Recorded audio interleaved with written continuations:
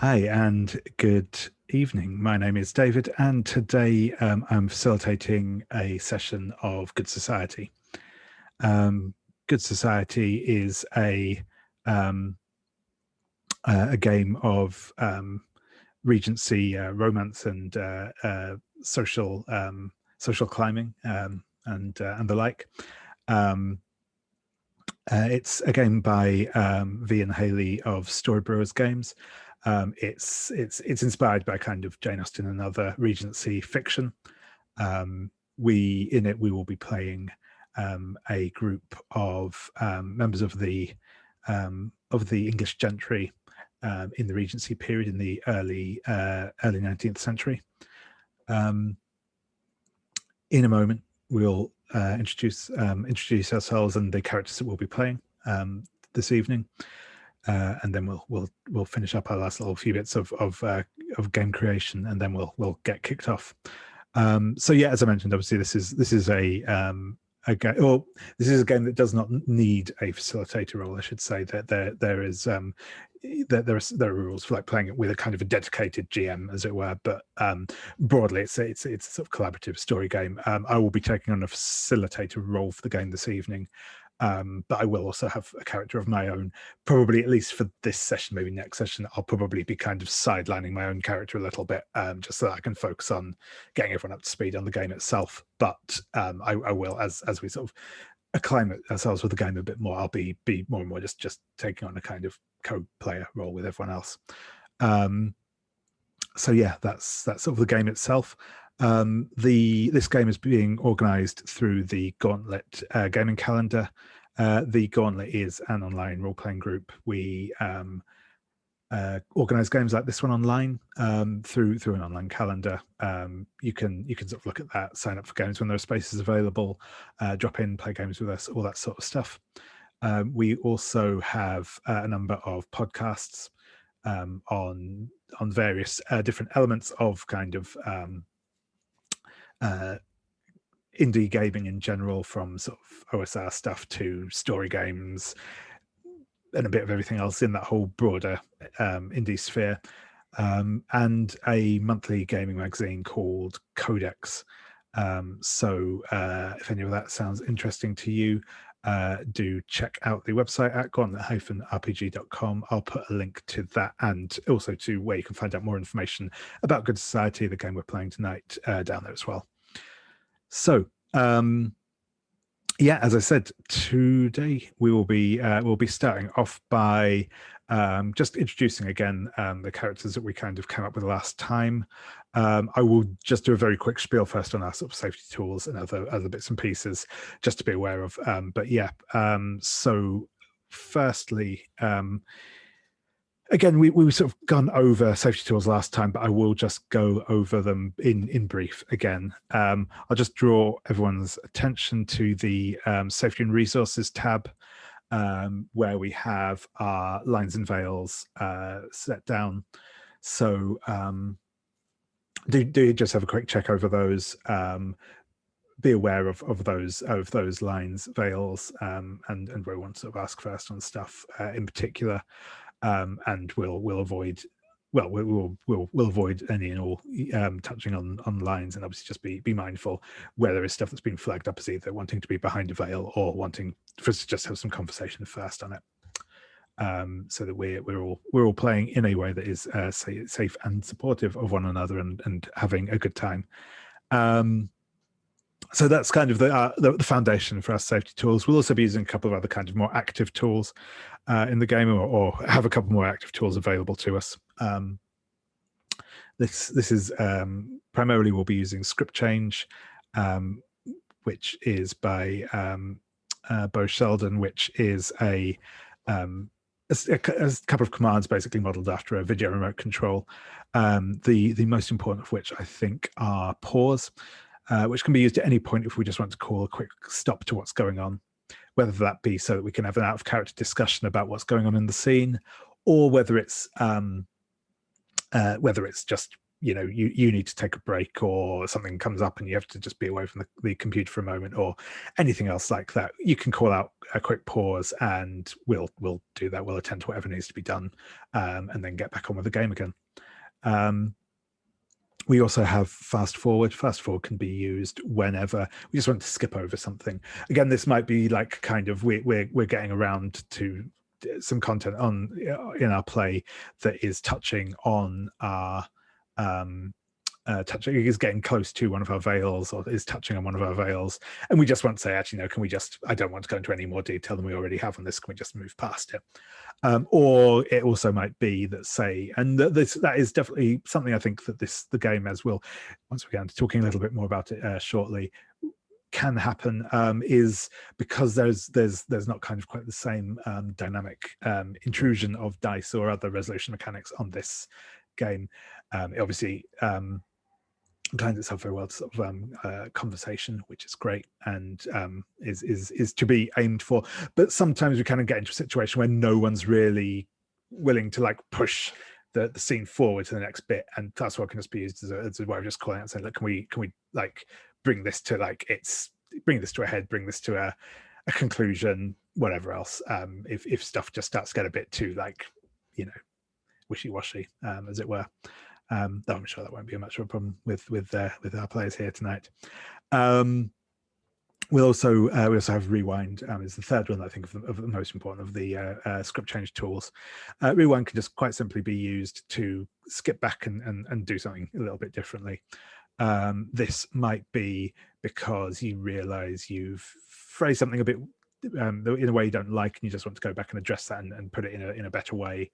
It might be because you've realized, actually, you know, you made a mistake. You said about, I you know, we'll arrange to do this thing, when actually you'd already done something contradictory to that. Or it might be because, again, we're getting into some sort of, the scene is going into a direction that you're not really happy with, from like a personal comfort level or something else, and you just want to say, hey, can we just step back from where we've gone and just take it forward in a different direction? Any of those is a perfectly good use for rewind. And obviously as well, we have these kind of command words that we can use to kind of specifically call attention to this, but we can also just do this through natural language as well, if that's what's easier in any given moment. We also have the X card in play. The X card is just a quick tool to address when some content comes up that we're not happy with in a scene. You can just call out, you can call out, you'd like to X card what's just happened.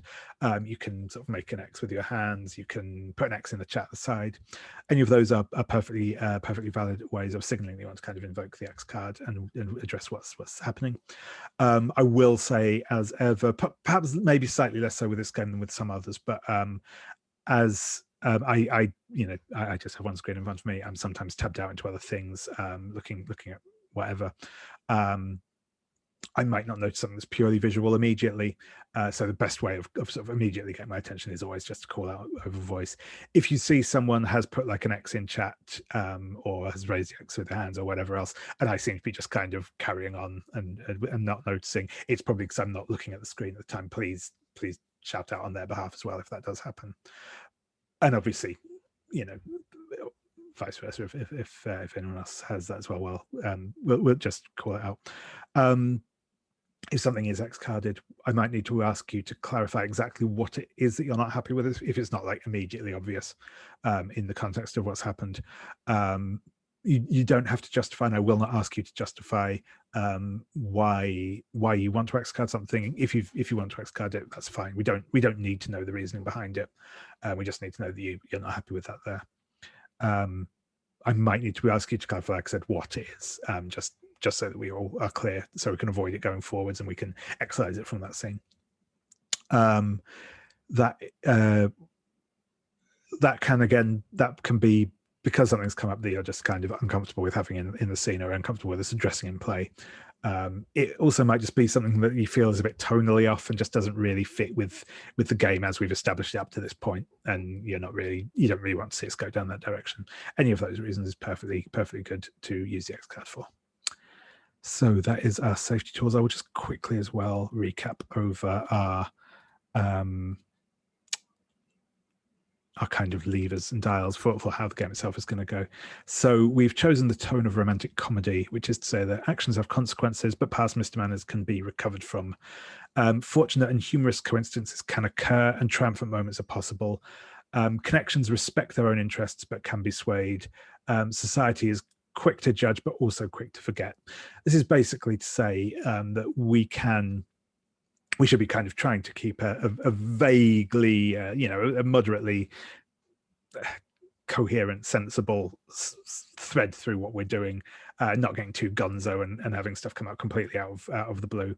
Though we can certainly have some of that, but also likewise, we're not looking for just complete out and out, misery porn and making everything punishing and horrible. We have space for some humor and some joy and stuff as well. So that's kind of the tone that we've picked. We've said that we're going to be historical accuracy is somewhat important to this game. We'll try and keep things broadly historically accurate to the best of our understanding. If something comes up that seems wildly anachronistic, feel free to like just again call out a pause or whatever and just say, hey, this is, I mean, like off the top of my head, I think something like, one of the kind of sort of defining features, obviously, in comparison, like say Regency era with the Victorian era, is this is before the introduction of passenger railways throughout England. So, and that obviously has a very big impact on how people's lives are lived and stuff. And that's probably something where I want to say, actually, it doesn't make sense that you would be catching the train down to see your friend because, this is a journey, it's going to take a week sort of thing. But it's also we're not going to be like nitpicking every little detail, not going to be checking up on specific laws and, rules of heraldry and when particular battles occurred or anything like that. That's all far too much detail that's not super important. Certainly not to kind of interrupt a scene with. It might be something we pick up on at the end of the session and say, oh, actually, interestingly, the Battle of Berlitz or whatever was, I know no facts about the Battle of Berlitz, but so that's our historical accuracy. We are having our kind of historical gender power balance. So we have a kind of standard Regency patriarchy. This includes such things as obviously inheritance favors the male inheritors over female. The sort of respectability controls on the behavior of women, and marriage, how marriage is arranged, all that sort of stuff. Again, this is not to say, this is not to act as a this is to act as a constraint for us to play with, not as a kind of word of God. Well, no, you can't play a woman who dresses up as a soldier and goes off to war, because that's absolutely something that you can do and something that absolutely did happen, right? So it's it's not the norm. It is something that would be seen as highly highly inappropriate, but it's something that we as characters can do. That it is a barrier that exists in some ways it does in real life. It's not an impossibility. It's just sort of about social views, as it were. We're not using any hidden information in this game. It's just an additional barrier to us being able to work out what's going on when we're all playing online, to be honest. So that's the main motivator behind that. A couple of things that we've said we'd specifically like to see in this game are shirtless duels, which yeah, absolutely we can have that happen. We have said we're interested in seeing some Gothic elements in this particular story. Ironically, there is actually a hack of this called Gothic Society, which I'm definitely interested. I haven't actually read through it myself yet, so I I wasn't quite in a position to suggest we switch over to that last time. But what we will be doing, as I mentioned last time, and I've added a little bit of detail on this to the character keeper as well as an additional sheet to our shared folder, is introducing some of the interstitial scenes, or sorry, the epistolary scene additions from the Emma Forget Me Not playset. This I'm only adding that particular amount of that playset in, which just gives us some slightly expanded options on what you can do in the epistolary phase, which I'll explain properly later on. It's not important to know right now, but I have just added that information into the sheet if you want to check that out. And finally, yeah, so some bits of like melodrama and sudden reveals and all that kind of good stuff. So that is sort of where we were at last time. So with all that said and done, yeah, I'm going to ask everyone to introduce themselves and introduce the character they'll be playing this evening. So I'm going to, in time-honored tradition, I'm going to go through in character keeper order. So starting off with yourself, Kieran, please. Hi, I'm Kieran. Generally go by he, him. I am playing Eva Gracefield, who is a cornerstone of the Gracefield family, the often ill-reputed, disgraceful, poetry-obsessed Gracefield family of all manner of hellfire. I basically hold this family together. I've managed to get all my cousins and Relfly uncles and other people underline, and I've reached the age of 26 without... You know, therefore I'm an old maid. I'm probably disreputable now, and I feel I've missed my chance. My aim is to disinherit my older brother, Nathaniel Gracefield, because frankly, I need the money, and he'll just spend it on the things he would spend it upon.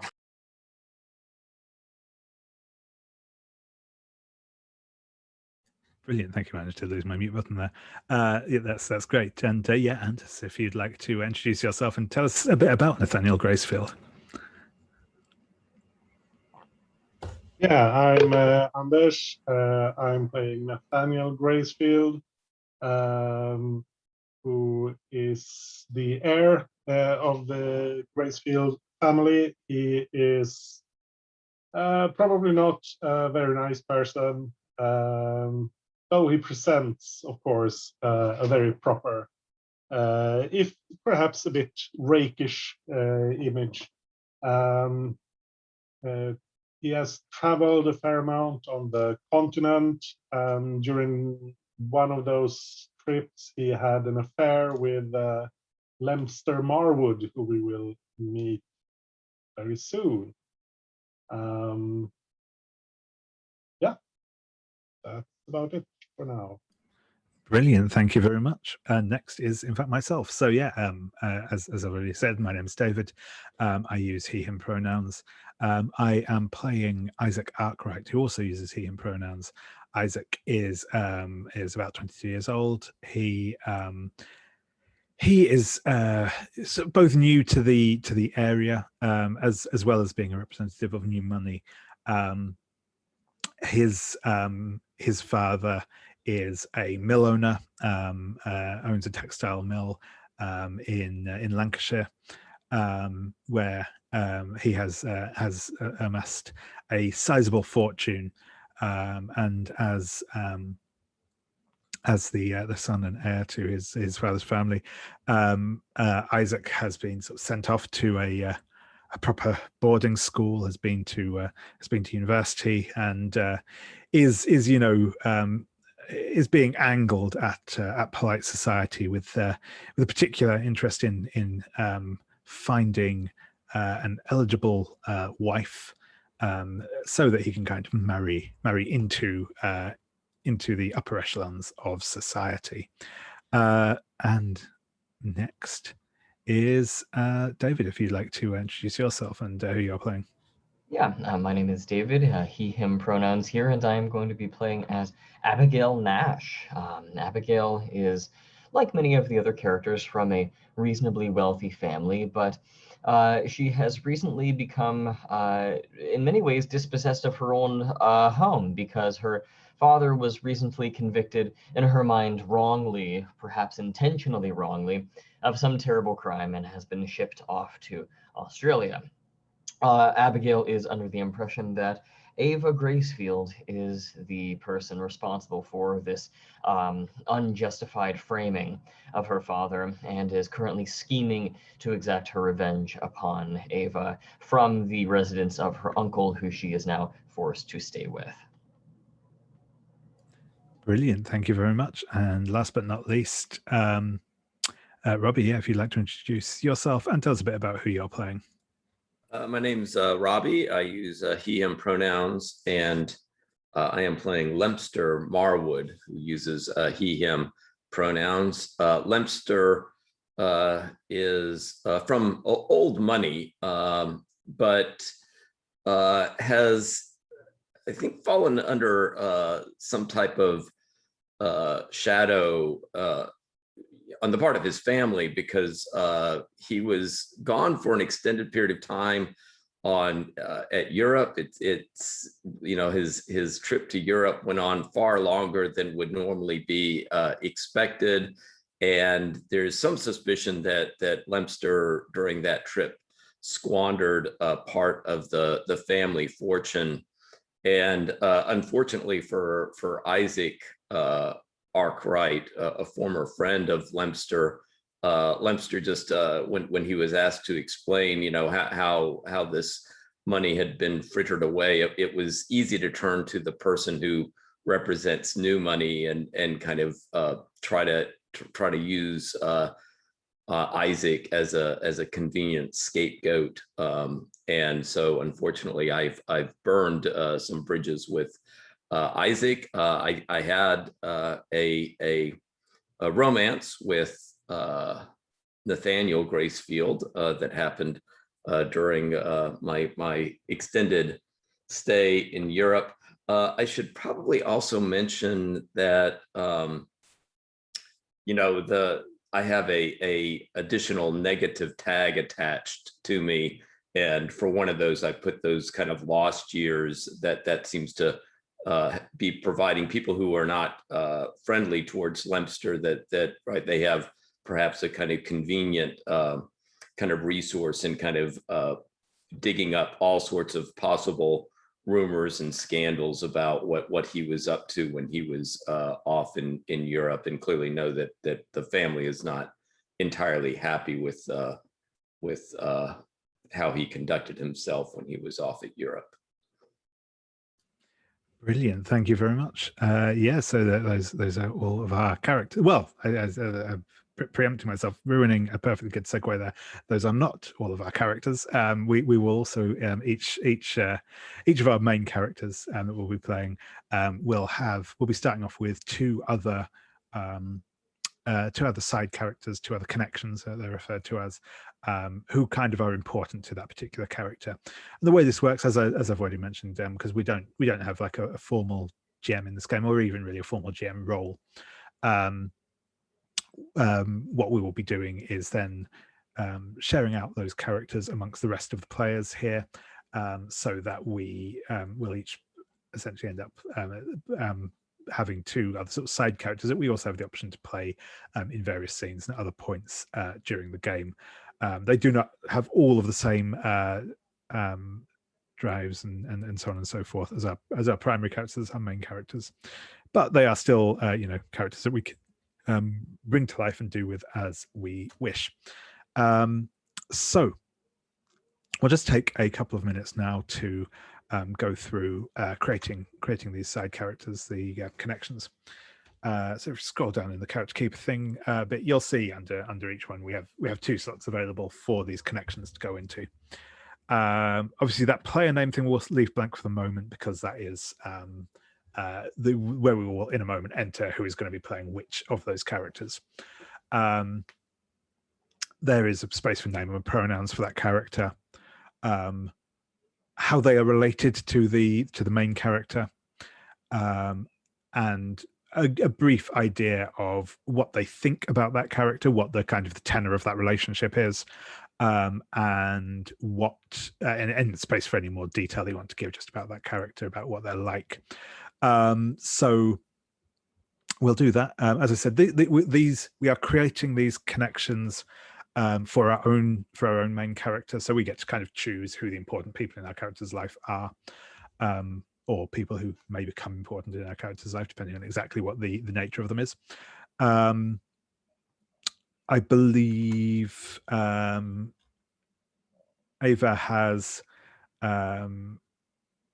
one of Ava's connections has to be her parent, but I think everyone else has free choice on who they want those to be. Obviously, some of these will kind of, some of these already have kind of some important characters established in their backstory, but these connections can be anyone who, like I said, who you want to be important to your character, people who have some level of influence, emotional connection to dramatic links with your current character, or your main character, I should say. So I'll give everyone a few moments to look over those, and I will also do likewise. And we can fill those out once people are done. If you just want to just say okay in the chat at the side is probably the easiest way of doing it. And I'll do that. I'll probably actually briefly pause the recording, even though it doesn't mean putting up with the robot voice again, just to do this. But obviously as well, if you have any questions, feel free to ask. So yeah, we've got all of our connections now. So what we'll do is we'll just go through and introduce them all. So again, I think I'll just go left to right in the character keeper. We'll do one at a time, sort of thing. So we'll do left to right once, and then again, sort of thing. Yeah, Kieran, if you'd like to introduce your first connection. Eva's first connection is Edgar Gracefield, who is her father. He is a wild-haired Coleridge meets Byron force of nature, a significant poet and an even more significant drunkard. He refuses to say what happens to the wife. Is she dead? Is she locked away? He says one day he'll say, but it's entirely possible he's forgotten. He thinks Eva is a bore, but a terribly useful one. Someone has to do the art, and someone has to clean up the mess. And God knows, as in GD, missing the O, knows we know our roles. So I kind of like that kind of quite. He's a fool, really, but in a kind of like, and he causes chaos around it, but not necessarily through malice. That's kind of the heart of him, I think. And also, he's good at what he does. That's, I think, the other aspect. Awesome, perfect. Thank you very much. Yeah, so well, Nathaniel, your next connection, or your first connection, I should say. Yeah, my first connection is Augustus Fortescue, who is a distant male relative on his mother's side. They call him uncle. He is a loud, larger-than-life, boisterous person. He behaves just barely well enough to not be completely kicked out of society. He has that sort of charmingly rude behavior. He is rumored to be a member of a secret Hellfire Club, or a black magician, or perhaps even a stage actor. There are all horrible things. And he thinks Nathaniel is someone he can mold in his image, or maybe just make some money off of, because he doesn't have as much as he likes to pretend he does. Awesome, thank you very much. So yeah, Isaac's first connection is Sydney Arkwright, who is Isaac's father. He is, as I said, he's a mill owner, wealthy but of fairly humble origins. He's plain spoken, and sort of makes an effort to like do what is required to fit in, but doesn't really know how to navigate high society properly. He is kind and loving, but in that kind of very distant and not particularly demonstrative way. It can be a bit blunt, very straightforward. Does want the best for his son, but is also a bit suspicious of like high society in general. He thinks that Isaac is a good boy, but maybe too coddled. Needs a bit of worldly experience and some good hard graft. Brilliant. So, Abigail, if you'd like to introduce the first of your connections. Yeah, the first connection I have is Florence Honeyfield. This is Abigail's aunt, who she must now live with after the untimely incarceration of her father. Florence views Abigail as a horribly entitled brat, essentially, one who just lives off of her father's money and spends it far too freely, given her seeming lack of marital eligibility. So Florence is very blustery. She's always judging people. She is constantly clucking her tongue and tut-tutting, and feels very superior and much wiser than most others. And yes, she is always pulled back into the very drama that she feels superior to, because she must always go chasing after her airheaded daughter, whose problems she seems to have to solve for her. Excellent, excellent. Thank you. Yeah, Lempster, if you'd like to introduce the first of your connections. Yeah, so I have Susannah Collingwood, and in 1 second we'll hear about Spencer Collingwood, a local prominent clergyman. Susannah is the wife of Spencer, and she's been kind of enlisted by Lempster's family to kind of keep an eye on him, but I mean, she kind of sees it as her place, both to constantly report back to all the bad things that Lempster is doing, but also then to kind of get on Lempster's case and always remind him of how he seems to be letting down the family. She thinks that Lempster is a shame and embarrassment. That's what Lempster's parents say, and of course they are always right. And so she, Susannah also thinks that she's always right, maybe even more right than her husband is. I think one of the things that Susannah likes about her position is that she feels like, being in the good graces of the Marwood family adds to her prestige. And so she feels like, if she really plays up this role of being the one to always let the Marwood parents know what Lempster is up to, that will continue to add to her own prestige. Awesome. Thank you very much. We'll come back around to Ava and your second connection. And the second connection is the Reverend Spencer Collingwood, Susannah's husband, and prominent local clergy.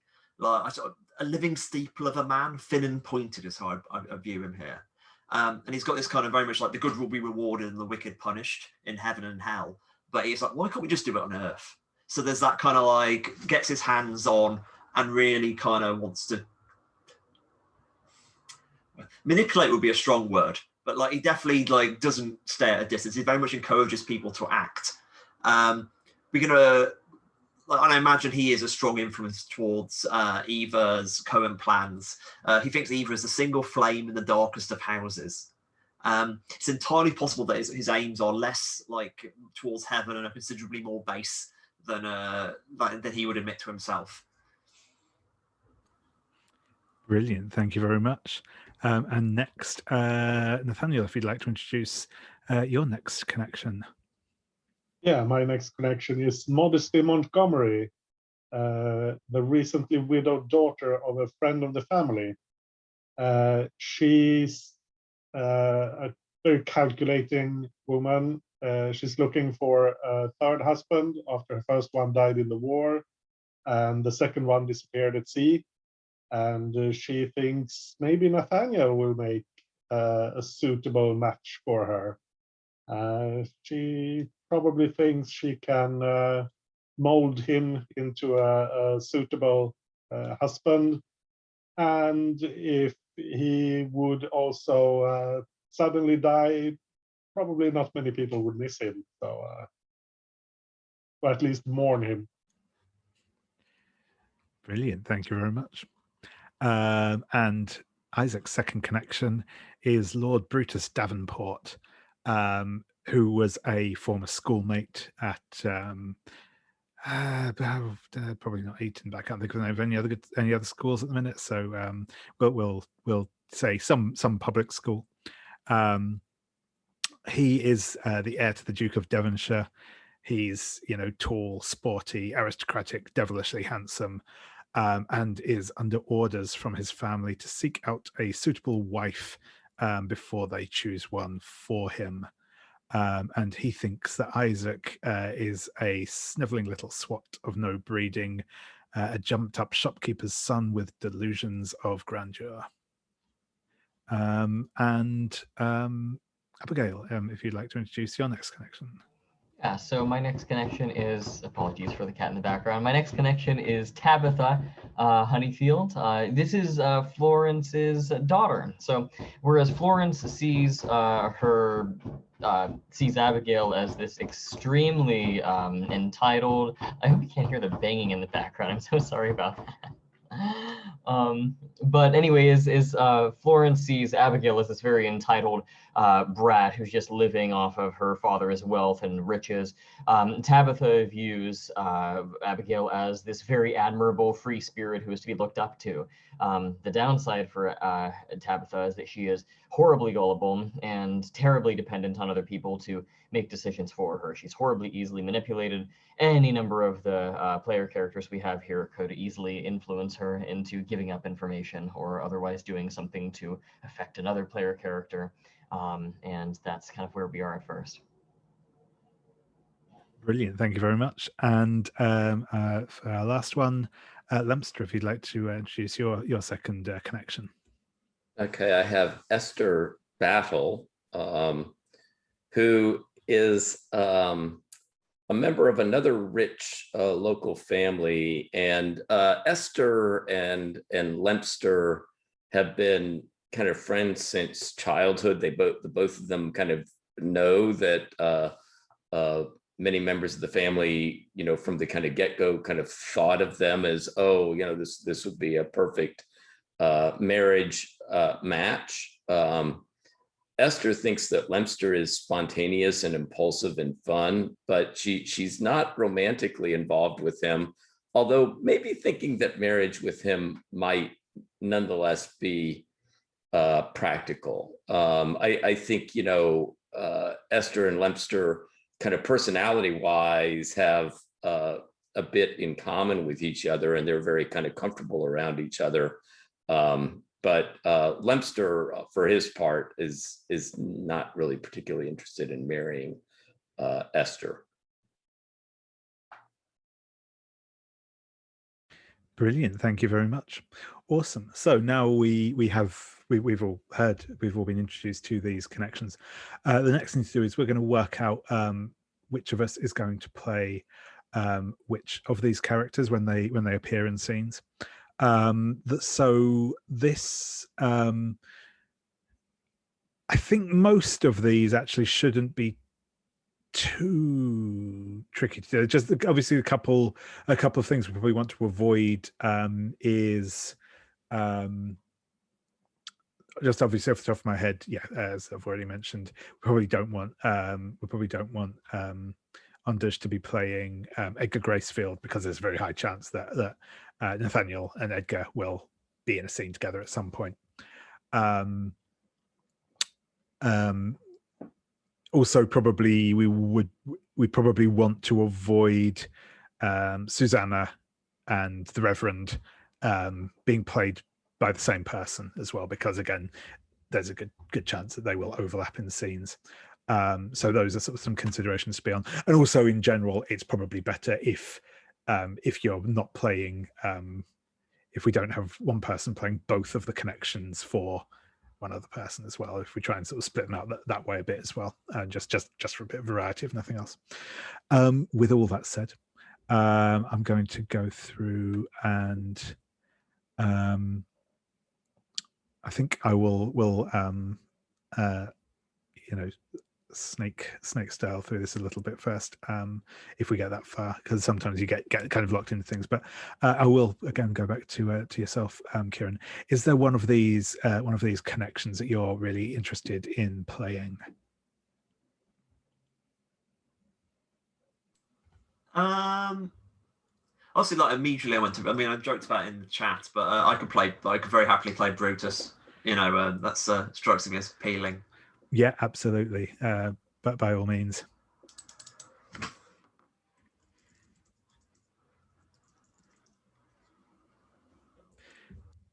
Perfect. Thank you very much. Anders, is there any of these that are leaping out at you that you would like to take on? I think I want to play Tabitha. Just she seems like a fun person to inhabit for a bit. Brilliant, thank you. And I will skip myself this time. David, is there? I'm not asking myself.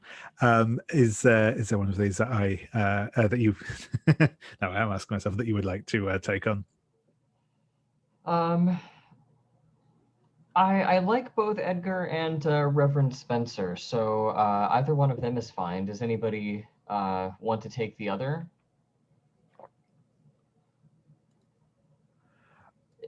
I don't mind. I don't mind one way or the other. To be honest, I could go for either of them or someone entirely different. So that's not a problem.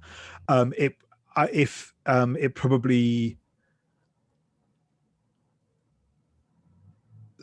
It might make sense to take the Reverend just for maximum availability, because I think obviously it makes sense for myself, some combination of myself, you, and Anders to play Susannah and Reverend Collingwood. So that might be a good one to go for. But if you would rather go for Edgar, go for Edgar. That's no, also that's fair. cool. I can take. I'll take the Reverend, and we'll go from there. Awesome.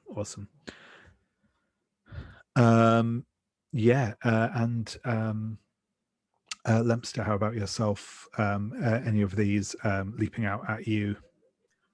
I like Edgar a lot. I also like Modesty Montgomery. I don't know, either one of those would be.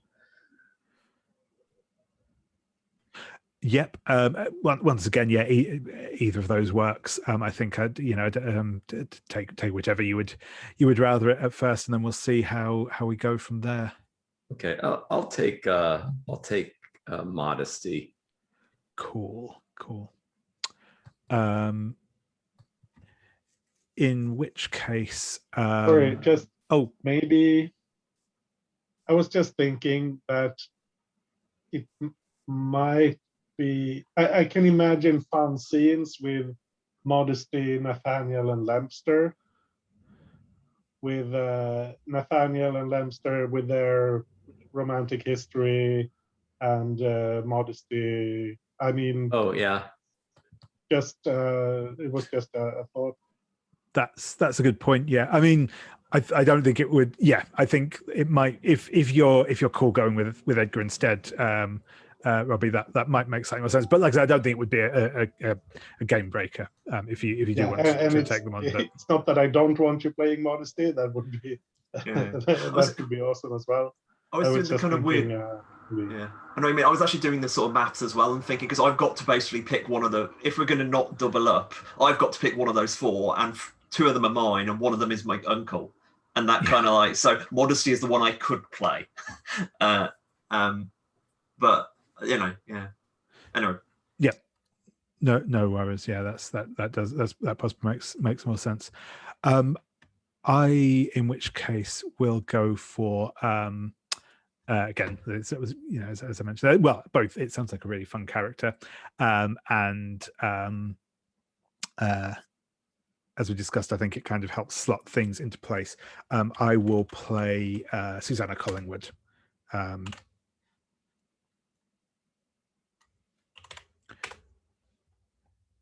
Cool. So I'll go back around and Kieran, who would you like to take on as your next connection? Look, I was going to take Modesty for that reason I just sort of said. Like it just is the one. It's like if anyone's got a different way of it going, I'm very happy to take another way as well. Because I don't remember. Did we establish this? I have this reunite the feuding families. I don't remember. Did we establish the details there? Because that might matter. Yeah. I don't think we went into any detail on that, but we can now we've got a couple of like groups out there. We can probably like revisit that in a yeah. I mean, like I just think it might matter which characters I'm likely to interact with. That's the. That's why I think maybe if we kind of once we've got like characters signed out, we can then sort of see who's on the board sort of thing, and kind of retrofit it from there essentially, and see who makes sense to have that sort of thing going on. If that's cool with people, I think. Yeah, absolutely. Awesome. Yeah. Perfect. So yes, who would you like to take on as your second connection, Anders? I probably shouldn't go for Florence. I'm probably not Esther for the same reason as Modesty, so I guess it's Sydney. Sure thing. Doesn't mess things up. No, I think that's good. Yeah, cool. We're probably going to hit the point now where there's not much in the way of choices to be made, but yeah, no, I think that's fine. So I think yeah, we possibly have a decision on. No, I definitely have to take either Augustus or Esther. Yep. I think actually Esther would probably be better because otherwise I would have to take Esther. Otherwise I would be playing both Esther and Susannah. So yeah, that's if you're okay with Esther, that's probably the way forwards. So I guess, but I think that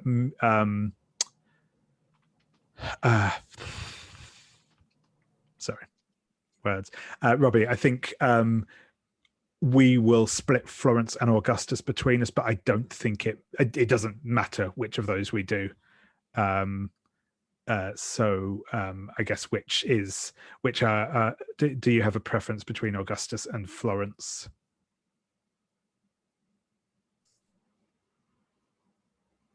Oh, that said, it probably makes more sense if I play Augustus, and because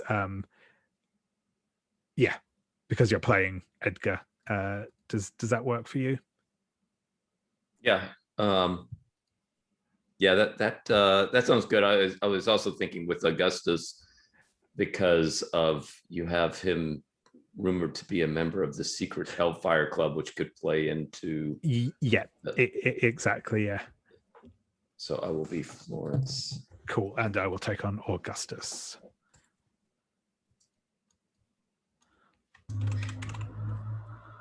As far as I can see, there's no reason I couldn't swap and be Florence if you'd rather be Modesty, Robbie. Like I'm scanning around, I don't think there's a reason why I can't do that. I'm fine with okay. Florence. I mean that'll. So it's always weird when you have to get the first two picks. You just feel like you've grabbed sort of rushed everything. Yeah, I did consider doing it snake style, but I changed my mind in the end.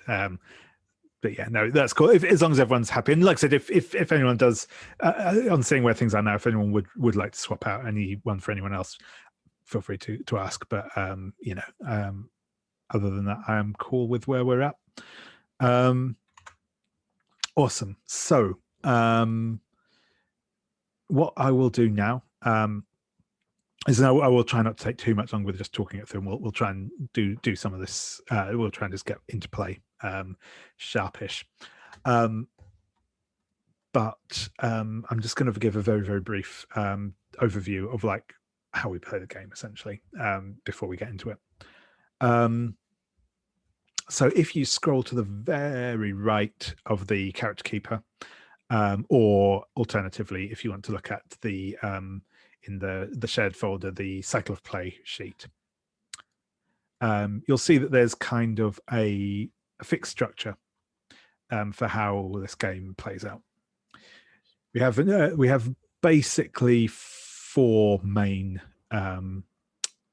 segments of the game. We have what's called the novel section, and this section is the bit that's sort of played most like a kind of a regular role-playing game. We frame scenes, we play those scenes out, we see what happens, etc., etc. Usual kind of character interaction stuff, and we will be starting with a novel section. It's always the first one in what's referred to as a cycle, which has a couple of different steps in it, as we'll see as we go through. So our first novel, our first novel section, our first novel chapter of the game. It is suggested that for this one, there's sort of 3 broad types that again, they're not really mechanically relevant. It's more about how we frame the game up. Which are event scenes. These are scenes where everyone is together for this chapter of the novel. We're all in one place at one event, at one happening. Something's going on. Not necessarily, we won't necessarily all be in every scene in that chapter, but we're all kind of broadly collocated for that scene, so that we have the potential to all be in scenes with one another and so on and so forth. And like I said, it's suggested that this is the type that we start with for our very first opening one, because it's a good kind of way of getting all the characters introduced. The second type is called visits. This is usually used when we are having more free-ranging scenes that may take place over a period of time and place, with more intimate scenes with just a couple of characters in any given scene. And finally, the third type is a split scene. This is usually where like there are 2 big things happening at once. Some people will be at one, some people will be at another, and we kind of switch back and forth between them. As I said, it's suggested that for our first chapter, we play an event scene. I have an initial idea for that event scene. Which is that we're kind of, rather than it necessarily being a formal event, we have one of those kind of scenes where a coaching inn where everyone happens to be kind of staying the night on their various travels back home or to wherever they're going, so on and so forth, as our kind of opening scene. But also feel free to think, if you think of something you'd really like to see as an opening event, I'll come back to that sort of when we actually get into the scenes proper. And if someone does have a suggestion, feel free to shout it out. We'll discuss it. We'll see what we want to do. And this is kind of the sort of process we'll be using throughout. We'll have a bit of a chat at the beginning of each of these novel sections and just decide what it is that we want to see, kind of thing. So like I said, that is my idea that I'm putting out there just as a kind of starter for 10. If someone comes up with a better idea, that's cool. That's fine. So that is the novel section. We will then have a reputation section. In this, we kind of go over what's just happened in the scene before. And this is a very short segment of the game. It's not like a full scenes or anything. It is just literally a bit of admin. We go over, we decide whether in that previous scene people have gained and lost reputation, and the effects of that. We then have a rumor and scandal scene or section where we can start rumors and about people, see what rumors are get spread. This is very fun. I really like this bit.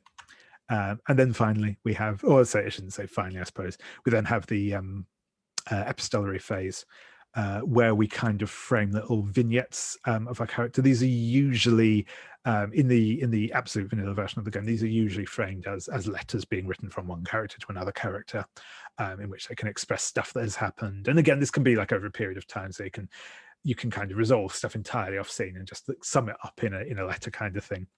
And that's kind of that fourth section. We then kind of go and cycle back through some of those sections again, and that's the end of the cycle after that. So that is those are sort of the main four, as I say. As I say, in this version, we have a couple of other options in the epistolary phase that we'll touch on once we get to that point. We don't need to know them in advance, so it's not a problem. So as I say, we'll be starting in a novel scene. There are a couple of things just to be aware of about how we play. As I've sort of already mentioned last week, there isn't really a resolution system or anything like this in this game. There's no randomization. There's nothing of that nature at all, really. We will be framing scenes. We'll be playing our characters and including our connections in those scenes. We'll be doing stuff. Things will happen. We will put schemes into play and so on and so forth. But ultimately, everything that happens will just be resolved by us talking with one another, having discussions, and deciding what we want to happen, deciding how we think particular things are going to turn out. There's never any rolling a dice to see if you successfully do a thing. What there is by way of mechanics around how we kind of shape this narrative is as what I refer to as resolve tokens. You'll see towards the top of your character sheet on the keeper. Usually everyone, with the exception of Lempster, will be starting with 2 resolve tokens. Lempster will be starting with 3 resolve tokens due to their desire. These resolve tokens can be spent under a number of circumstances. Broadly, these are if you want either your major character or one of the connections that you control to do or know something difficult or unlikely that has some significance to the story. So this is your kind of thing of like, oh, if 2 characters have kind of an intimate conversation, you could spend a resolve token, say, but I was, hidden behind the tapestry listening in, and I now know about the Duke's secret love child. That would be an example of spending a resolve token for that. It's also used if you want a connection that you control to do something harmful to the interests of a major character or connection, which again has significance to the story. So if you want one of the connections you control, so for instance, if the person controlling my father decides that they want to say my father has cut me off from my allowance, they would have to spend a resolve token to do so.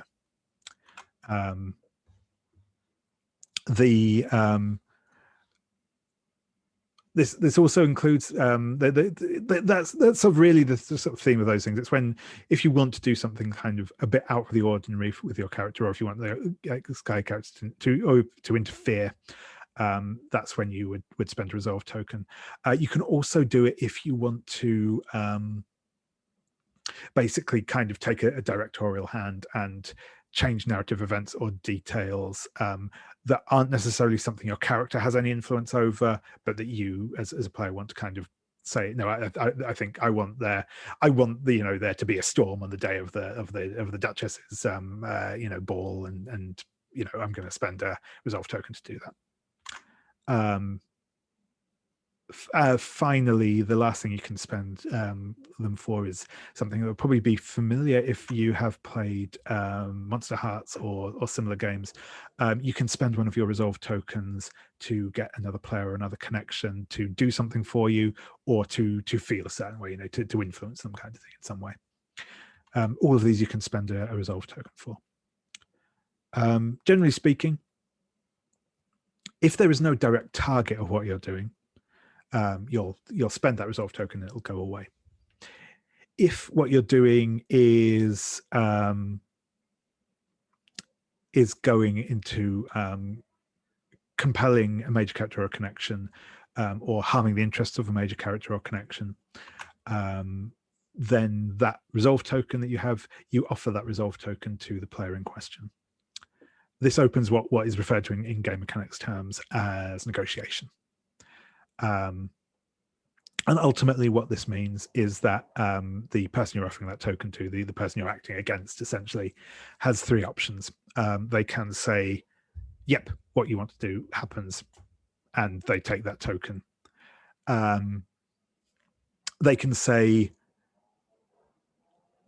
I will let you achieve what you want, but with certain conditions attached. I will let you, I'm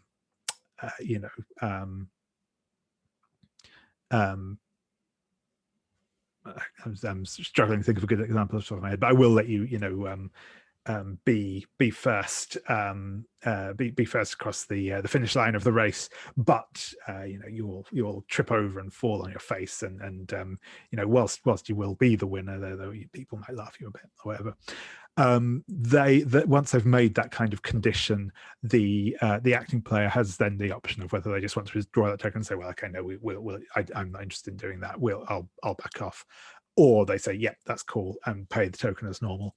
The third option that the receiving player has is they can just say, no, I don't want that to happen, at which point, the token's returned. That action does not go through. The mechanics are there, obviously, to give a bit of structure to it and to give to give us a bit of like I said, some space, some formalization to the way those discussions happen. Obviously, sometimes these discussions will just happen naturally without the need for us to get mechanics involved, and that's cool. In fact, often possibly even more often, those will happen without the need for exchange of tokens. Obviously, as well, you can feel free to kind of solicit if someone is saying, well, I think I'm going to ask you, I think I want you to make me an offer of a token. If you want me to do the thing you've asked me to do, that's what's so cool, to do it kind of that way around. And as I said, if we just ignore that entirely, once we get into play, it's also not that big a deal, because it's ultimately just a way of kind of mechanizing how those interactions go.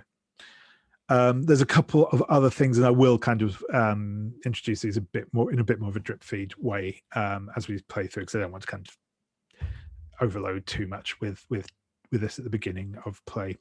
But we have, as well as the resolve tokens, we will have a monologue token. This will be marked in, that's again at the moment. You can use a monologue token to basically ask a character to give their character's internal monologue on what they're thinking at this moment in play. It's a way of kind of getting a bit more of an understanding of what's going on behind the character's motivations. Every character also has a little marker to say whether or not they have already monologued this particular cycle. To mark that on, because the idea is that we should basically we should be kind of spreading those out rather than spending all of the monologue tokens on one person. We want to kind of get a bit of that from everybody. So that's how monologue tokens work broadly. We also have reputation tags. These can be used a bit like a resolve token. I'll get onto that in a bit more detail later. I won't go into huge amounts now, but basically you can, when you think you could bring that reputation tag into play, you can essentially use it to get a resolve token to spend on something that kind of works with that reputation. Which expends that particular reputation tag. If you get up to 3 reputation tags of a particular type, either positive or negative, you get a reputation trait, which is like kind of an additional mechanical thing that will happen, depending on exactly which one you get. Again, we'll touch on that when it happens. It won't happen until at least after the first scene, so it doesn't need to be worried. Doesn't need to be worried about too much at this moment. There's also a similar thing with rumors, but again, won't touch that too much. I know, obviously, again, Lempster does start with 1 rumor in play already, but we can kind of come on to that as and when we need to. So that is kind of the sort of structure of play and the core kind of how we play things out. As I say, once we start a novel chapter, we'll essentially just take turns in framing scenes. Generally, we'll probably aim to do about 1 scene each in each novel chapter. maybe more sometimes if they're shorter scenes, maybe less if we feel like, say for instance, if we have a couple of scenes that are two main characters interacting with one another, we might say, well, actually, I think my characters kind of had their time in the spotlight for this scene already because they were in that scene with the other person, so I'm cool, and that's also fine. But yeah, that is what we're going to do. So what I'm going to what I want to do is just check in and say, ask if does anyone have any other thoughts on an initial starting event chapter that they might like to see. But just before we do that, oh, yeah. If we could, Anders had been asking about the feuding families. Oh, yes, yeah, of course. Yep. Place to figure out who those families would be. Yeah, no, absolutely. Yeah, sorry, good, well remembered. That was. Yeah, and I am trying to figure out a way that it could be two families where one of them isn't our family, but I can't really think of a reason why he would care about that. So I think it's probably the Gracefields and some other family.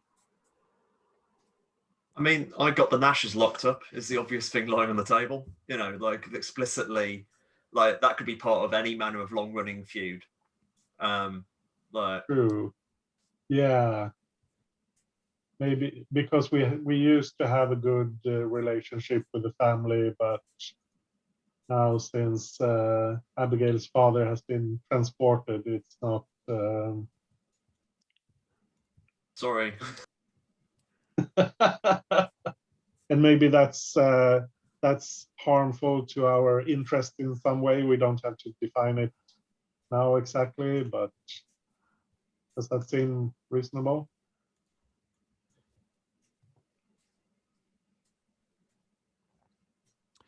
Yeah, that sounds good for me. Does David, does that sound cool with you?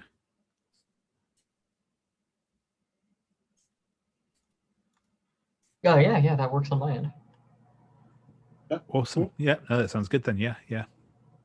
Do we know what the feud was about?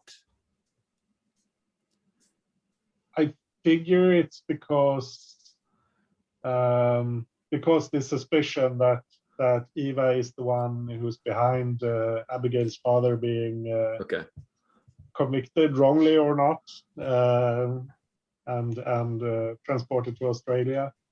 Yeah. That's going to cause some tension. Yeah. I suppose, the question is, do we think there was maybe already bad blood between the families, and that's why this has kind of stoked those flames, I guess. I mean, there doesn't have to be. That was just a general open question, but yeah. Look, have we defined what Abigail's dad was transported for? We have not yet.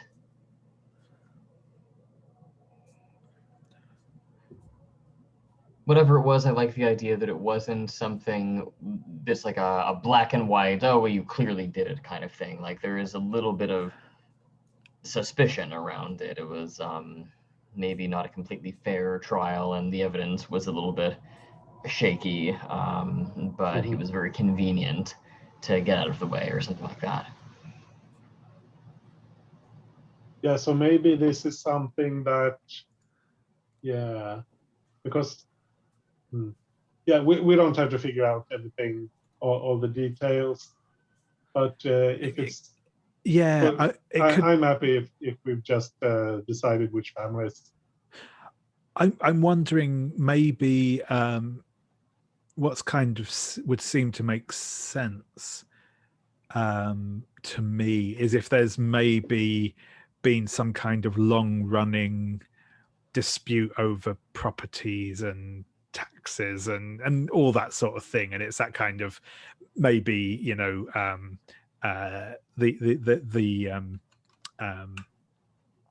Abigail's father was maybe convicted of some sort of fraud offense relating to that, and it's all part of this like long ongoing saga. I've just spotted something which is really obvious too. Of course, we're the Gracefields, and of course, your adoptive family now is the Honeyfields, and that there's something in the names there, which especially because they're the peerage part. Because that's the thing I was sort of wondering about. That like you've been adopted into a peerage family, haven't you, David? Right. And right. that's slightly different from being peered, or I'm not, in terms of your social standing. Like that's the kind of.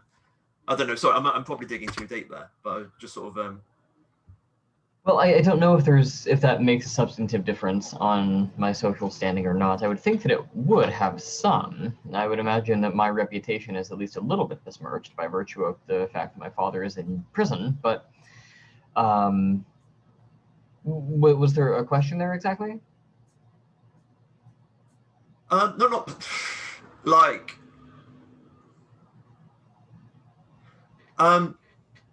Not really, I guess. Like I've just sort of suggest, it could be wide. I'm saying it could be wider than just the Nashes. Is the point? If we're talking about a long-standing family, like the Honeyfields are there, and there's other stuff there. Maybe it's. I think maybe because Abigail has been taken in by the Honeyfields, it would be advantageous to the Gracefields to mend the fences. Before it didn't matter so much because the Nashes weren't that important, maybe. To clarify, the feud is between the Gracefields and is it the Nashes or the Honeyfields they're feuding with? I was thinking the Nashes. Okay. I could certainly see a scenario in which, maybe the bad blood was over a transfer of estates, perhaps. Someone used to be a business partner, or there was some kind of distant ancestral family connection. But I could see a scenario in which, one family comes into possession of a very fine, surely not haunted estate, and the other family misses out on it. And it was their ancestral right or what have you to take that estate, and it was taken out from under them. And so there's that sort of dispute over property or something like that, maybe. Yeah, a disputed will or something, some complicated relations that was decided one way or the other. Yeah. Although, again, just to throw a spanner into the works yet again, on the thing on sort of the idea of whether it is a feud between the Gracefields and the Nashes, or the Gracefields and the Honeyfields. I guess the only thing I would say on that is that obviously we have connections representing the Honeyfields in play, whereas we don't have any with the Nashes. So whether that's a potential consideration as well. Again, it's not a big deal because it fundamentally doesn't matter that much, but that's just something to think about. But like I said, I think absolutely having the Nashes in would make sense, and that does tie in neatly. So again, don't fully have to go with that, but that was just sort of something that did occur to me. Yeah, I could go either way. It's not it's not a big deal for me which one thing.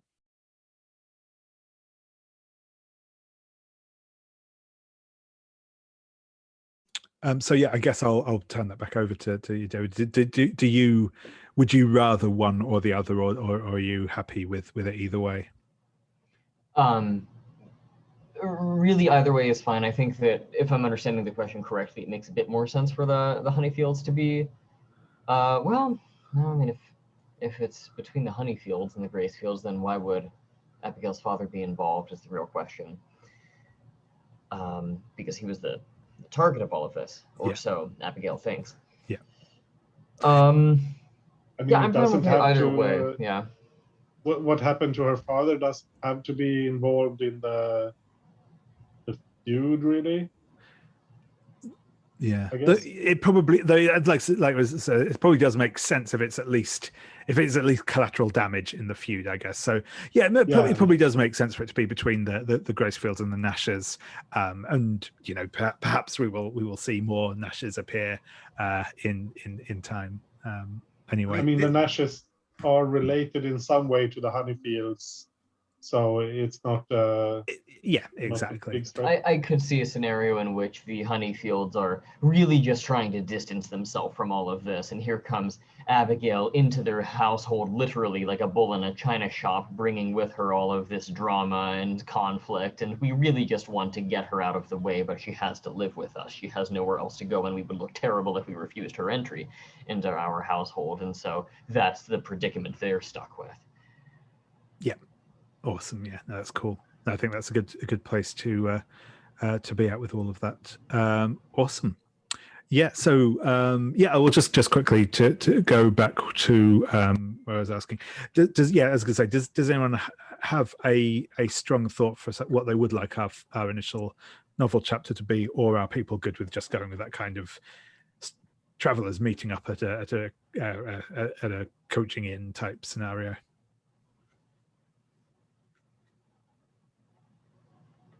Only other thought I had, just to say it, is the like if we're starting Gothic, immediate thought was funeral, but that's a standard formal one. But I'm completely fine with the pub. Yeah, I don't hate that. That's actually I like that. Yeah, no, that's cool. Funeral could be interesting.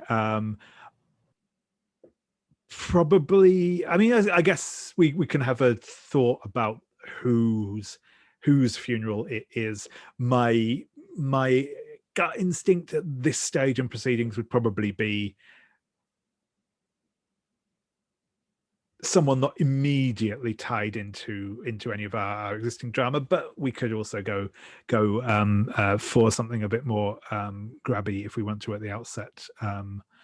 If anyone has any thoughts on who we can bury, otherwise it can just be a kind of a, you know, a notable person in the village who's or in the area who's not really that related to anyone in particular. Tell you what, if we take off, sorry, you go ahead first, Anders. Yeah, sorry. I mean, it could be Modesty's second husband. Yeah, that would I love that. That works absolutely. She's so torn up about it, but not really.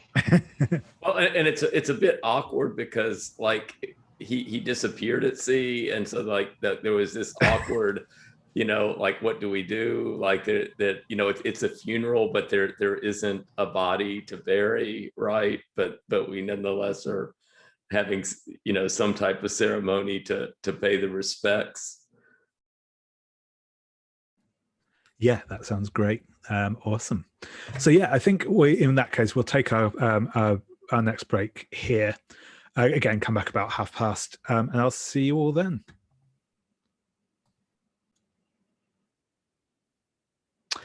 Right. So yeah, at Anders' suggestion, I'm just going to quickly go over. I already alluded to the reputation tags that we start with, and as I said, these can be used in sort of lieu of resolve tokens in a couple of situations, which we'll probably get into in a little bit. But what we do in the reputation phase, which happens after the novel phase, is we kind of review what has just happened in the scene before, in terms of whether it is good or bad for your reputation, in the simplest of terms. The specific things that we do in this is in the family background PDF. You will notice that for your particular family background, you have a reputation criteria, 3 for positive, 3 for negative. Now, 2 of these, 2 of 4 in total, 2 positive, 2 negative of these are the same for every character, and then 1 each, positive and negative, is specific to your family background. So, for example, I'll go for my ones as new money. My reputation criteria. I gain a positive tag if I acted in the service of duty or morality in a way that compromised my desires, or if I acted in obedience to society's conventions despite considerable hardship in doing so. Now, these two are the ones that are common to every character. Basically, if you sacrificed something to fit in with society, essentially, you get a positive reputation track because you are seen as doing the right thing. I also have the positive reputation criteria of securing a personal invitation from someone of higher social status than myself. So basically, if I manage to get in with the with high society, that's good for my reputation as well. Negative reputation. Again, the first two of these are common to all of us, which is that acted in contravention of society's conventions, or acted on desire in a way that compromised my duty or morality. So basically, the kind of the mirrors to the two in the first one, acting kind of subsuming your own desires and stuff to societal norms is good for your reputation. Doing the otherwise is bad. And my third specific one for my own reputation criteria is that I acted in an uncouth, low class, or vulgar manner. So yeah, those are the kind of what we're looking at here. So in fact, I'll just go through these ones quickly.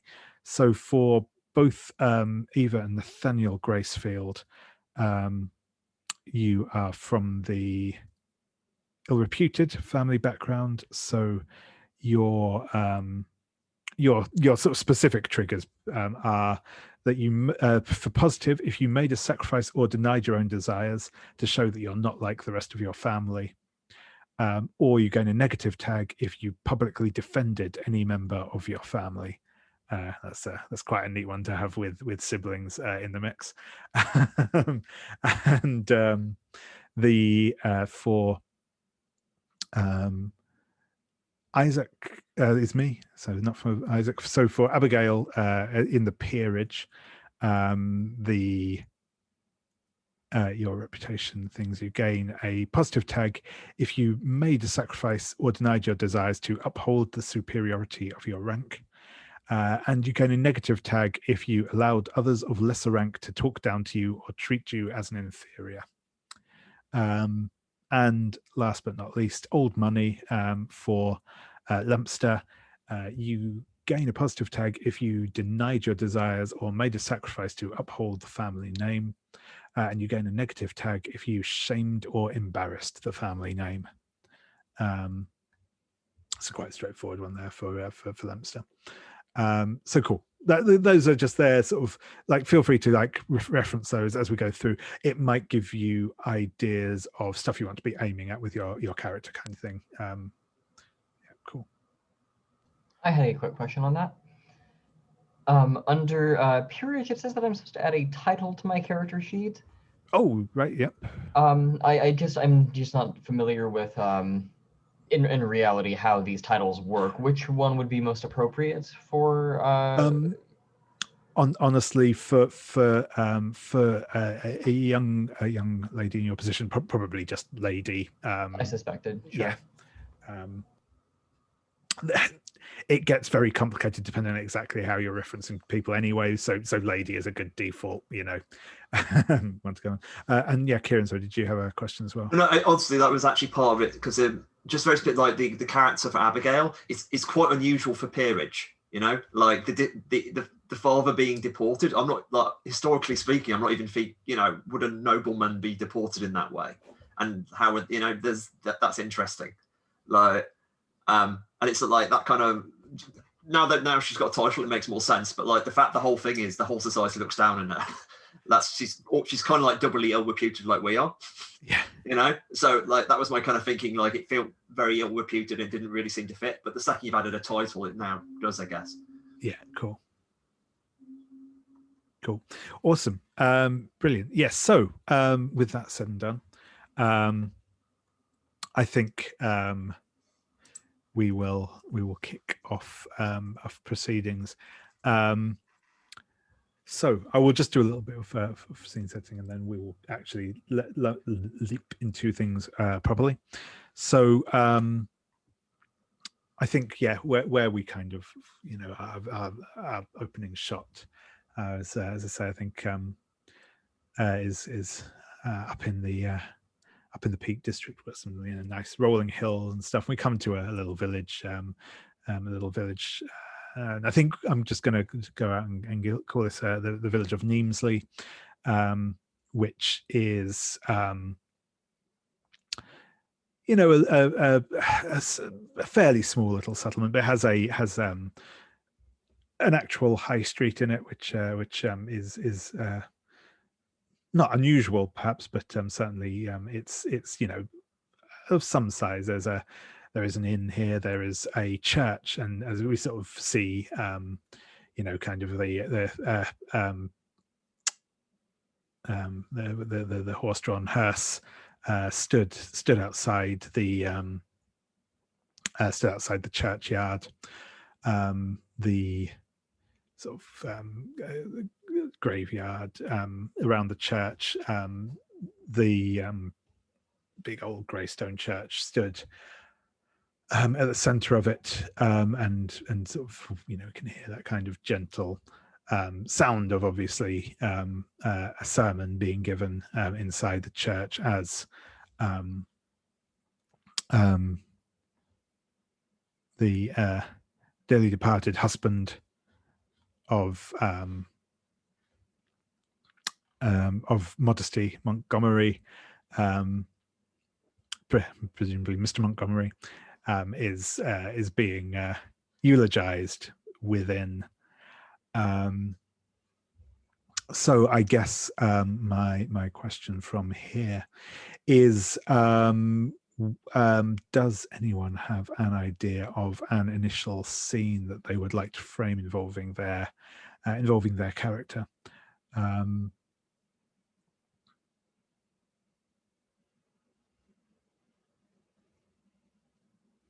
Is it safe to say, first of all, that everybody is at least in attendance?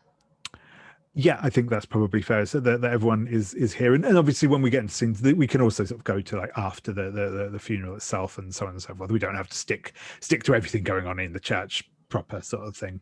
This is just kind of the focal point for it. But yeah, I think it's certainly fair to say that everyone can be here if they wish to be, or at least but yeah, as I said, we can assume that everyone is at least in the immediate environs, if not directly attending the service. Montgomery and Nathaniel, you know, like it's the grieving widow and her new target. That seems a fairly safe place to start. Yeah, Sure. Yeah. Does that sound good to you?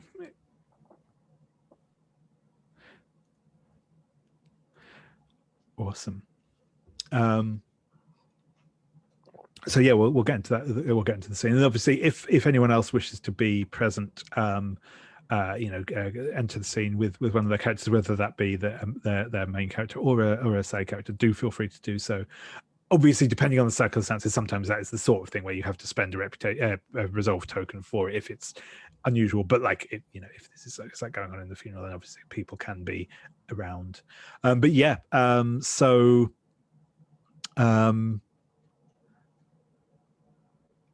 When this scene takes place, is this kind of after, you know, just after the service, or is this sort of while the service is going on still, do you reckon?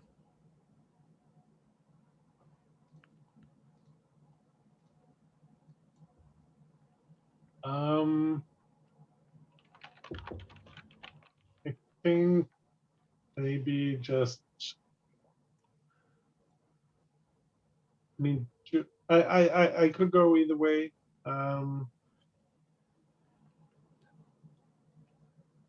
Sorry, it's a bit late. I'm not. I'm a bit slow. No. Maybe during the service it's more fun. You have to keep things surreptitious and not. You can't just talk as much. So I got Awesome. her like trying to, like, she's sitting in the front row and her trying to pass notes back to you or something. It's almost that image. Yeah, or maybe they're sitting close, like not right next to each other, but they're sitting fairly close, so they can they could talk, and yeah.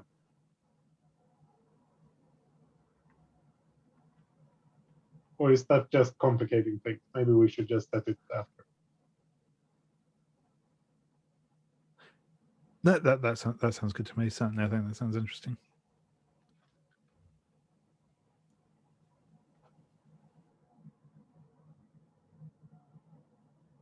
Yeah, so I guess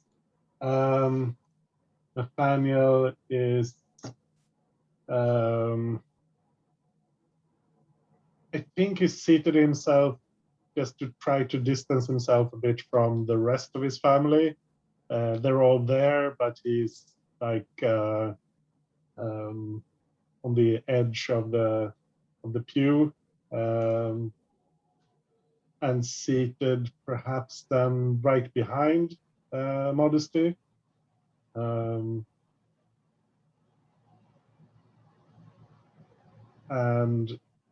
I think he like places a hand on her shoulder when she's weeping particularly hard. Real or not, who knows? But yeah, that sort of thing.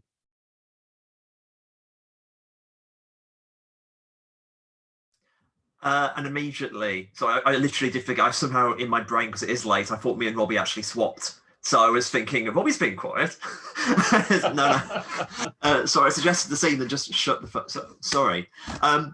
Yeah, and like I imagine Eva is sort of like just very weirdly practiced at mourning. She's good at it. Is she looks at you and says, "You're an enormous comfort," you know. Nathaniel, thank you. You're very, very supportive. You're this enormous comfort to me. Of course, we must be such a terrible loss to lose, such a terrible blow to lose your second husband in such a short period of time, and I'm here for you if you for anything you need. Nathaniel, I would always trust that of you. You're a famously generous with you're a generous spirit with your love. That you're.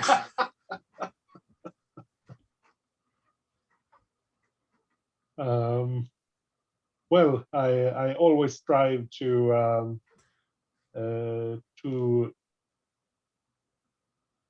support and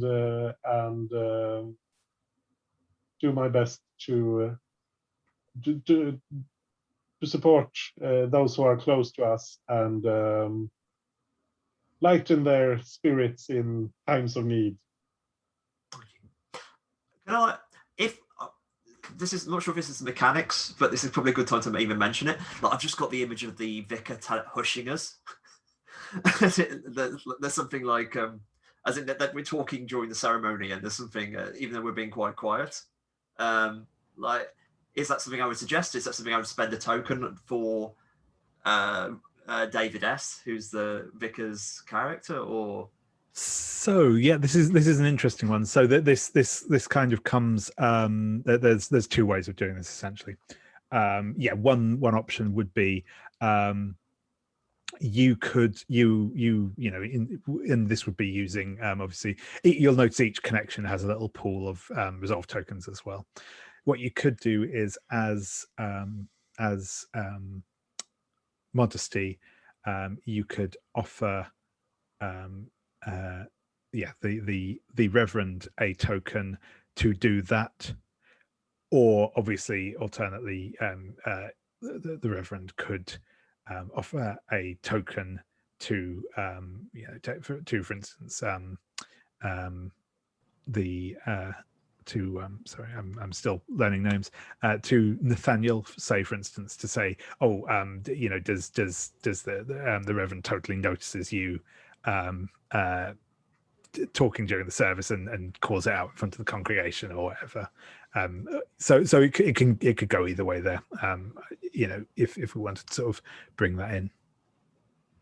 From my point of view, it is a small enough detail that I would be willing to do that for free, unless we wanted to make it such that the vicar observing this happening then got the judgment that Nathaniel is disrespectful, or that he is trying to make some kind of move on Modesty by targeting her in her time of need. So if that was the effect that was happening, then I think that would call for a resolve token. But I'm fine with him just pointing out, excuse me, quiet, is just a detail. Exactly, and that's again when we talk about using the resolve tokens, that's generally something that has some significance to the story. So if it is a minor detail, we don't need to involve tokens for that. That's absolutely true. So anyway, I will step back again and let people get into it.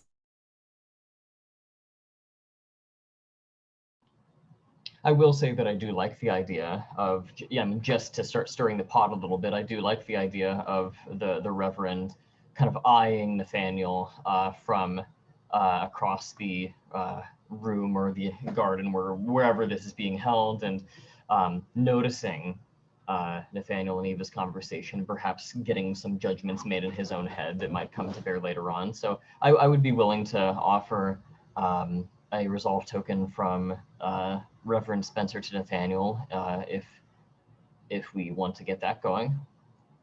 Either way is fine. Sure, I will take that.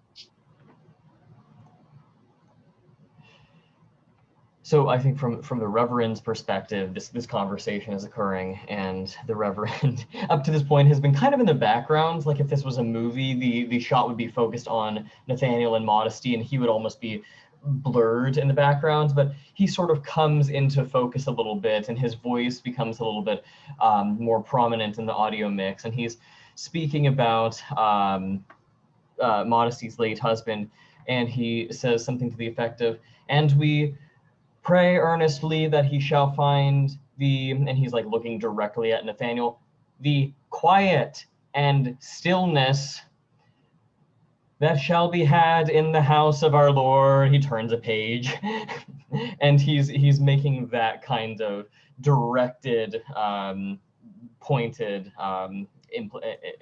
implication over to Nathaniel. And Susannah Collingwood is absolutely going to turn and glance towards Nathaniel, and obviously not say something in a very loud and obvious way.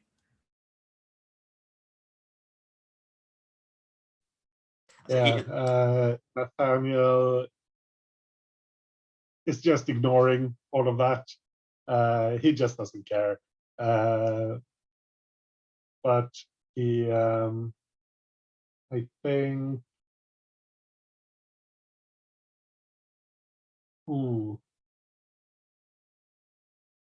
I think he's going to pull up a handkerchief and offer it to Modesty, just to try to make it look like he's just concerned for her grief. There's nothing else going on. It's just purely supporting a grieving relative. Probably not fooling anyone, but No, she takes the thing and she uses it, leaning in your direction, and very clearly found a strong rock. She's almost as lost. It may appear that she's almost as lost at sea as her husband is, but people closer perhaps see that there's less grief there than there should be.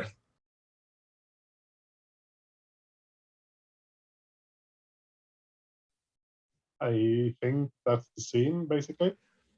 Yeah. I'm not sure if this is Eva's introduction, but I see Eva in the choir box. She's in the choir up above. She's literally looking down on her brother, and that's the first shot of her, I imagine, in the movie. And very, very primly, and kind of fingers digging into her hands as if she wishes to murder him. But that would be an unchristian thought. Excellent. Yeah, thank you. Awesome. So yeah, does anyone have an idea for and again said, like, obviously what we're most looking at this point is kind of introductions to the characters. So does anyone else have an idea for a scene showing off their character, again, either at the funeral itself or in its immediate aftermath? I mean, I was thinking it might be good, a short scene like after the service between Lempster and Nathaniel. Lempster has perhaps kind of noticed the interaction that Nathaniel was having with Melody, and kind of curious about what was going on there. Also kind of suspecting that Melody, while overtly presenting herself as being in grief, I don't know that Lempster would really be having much of faith in the genuineness of that display. Yeah, sure. That sounds good to me. I also would like to have a scene at some point between Abigail and Nathaniel, as Abigail essentially tries to make inroads with Eva's family. Cool. Yeah, that sounds good to me. So yeah. So do we want to then start, and assuming that's also okay with you, Anders, since it does seem Nathaniel is in demand this evening. Yeah, maybe start out with Nathaniel and Lempster, and Abigail joins in, or do you want a separate scene, or? Yeah, well, yeah, we can start off with that and see how it looks and where it develops. I think that sounds cool. If appropriate, I can pop in. Mm-hmm. Yeah, cool. Yeah, so I guess this is after the service. Everyone milling about outside the church. Yeah, absolutely, and there's probably been some sort of like wreath laying thing at a memorial stone, but yeah, obviously there's not actually been a burial. Yeah, and Lempster to kind of break the ice. Like I wonder, since there wasn't, clearly there's not a body, like whether there would have been maybe a portrait, like a portrait that would have been done of the late husband that would be at the front of the, service, kind of in lieu of a casket with a body in it. Yeah, that sounds good. I like that.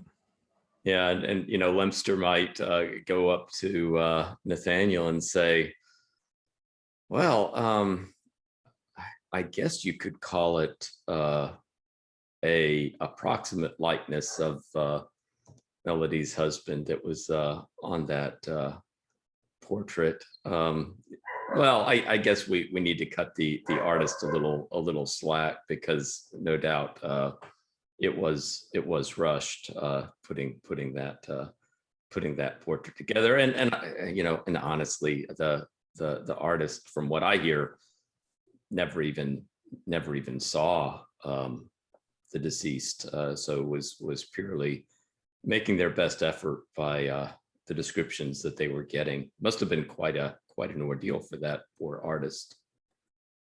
Yeah, it was clearly rushed. He only had time for half the chins, and he compensated that with a bit more hair, I think. Yeah, I couldn't help but noticing that you were helping dear Melody with her apparent grief. Well, she's a friend of the family, and I do so hate to see a beautiful woman suffer.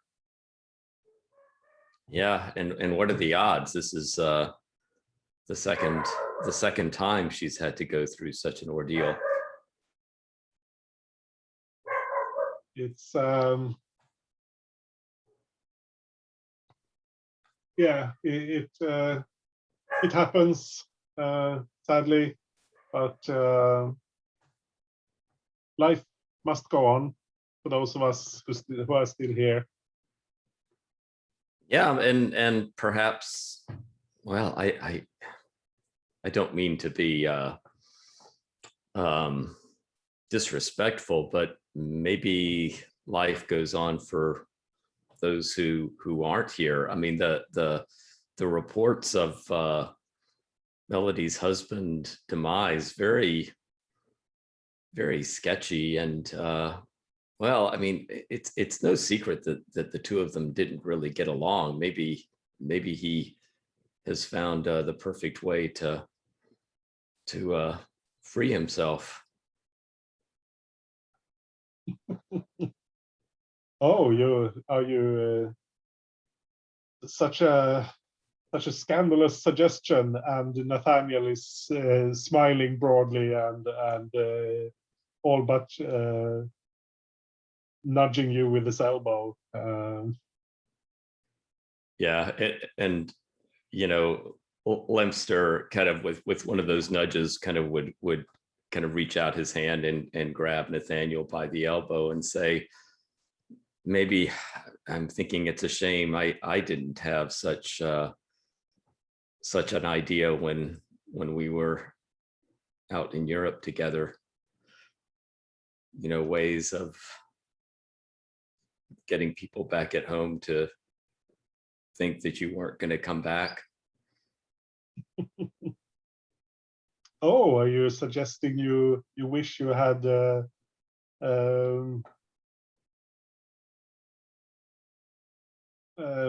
faked my death? Well, or we had a way of well, if not faking our deaths, at least something that would have given us a little bit more time. Yes, that would have been nice. But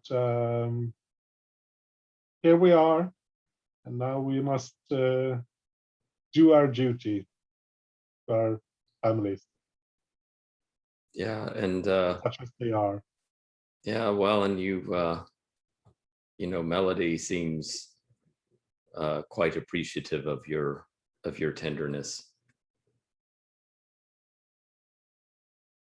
Well, you know, when you're in pain, you take what comfort you can get.